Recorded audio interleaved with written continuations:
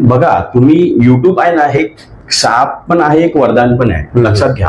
तुम्ही काय करता, जे तुम्हाला वरवर दिसतंय त्या तासाभराच्या व्हिडिओमध्ये तितकंच बघताय, पण त्या माणसाची त्या मागची पूर्ण दिवसभराची जी रुटीन असते ना, ती तुम्ही अजिबात डोक्यात घेत नाही. बरोबर. आजकाल काय झालंय, फॅन्सी वर्कआउट असं काहीतरी कोणी वेगळं करून दाखवलं ना, की मी जिम मध्ये जाऊन ते ट्राय करणार म्हणजे बॉडी बनते.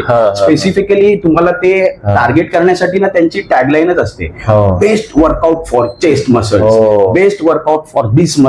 अरे बॉस, ऐसा कुछ नहीं रहता है. सगळे वर्कआउट चांगलेच असतात, सगळे वर्कआउट बेस्टच असतात. पण जोपर्यंत तुमचा डाएट चांगलं नाही आहे ना, तुम्ही जगातला कुठलाही वर्कआउट करा, कितीही डोकं आपटा, काही रिझल्ट येणार नाही. त्यामुळे युट्यूबवर खूप चांगली माहिती उपलब्ध आहे, इंस्टाग्रामवर खूप चांगली माहिती उपलब्ध आहे, पण तुम्ही घेताय चुकीची. तुम्हाला जे वेचायचं आहे ना तेच तुम्ही वेचता, पण जे आवश्यक आहे ते तुम्ही सोडून देता. तर असं नका करू. ऑलवेज डाएट, रिकव्हरी आणि वर्कआउट हे तिन्ही पण हवे आहेत. तुम्ही फक्त आणि फक्त ते सप्लिमेंट किंवा वर्कआउट काय करू, हे करू की ते करू असं नसतं होत. बरोबर.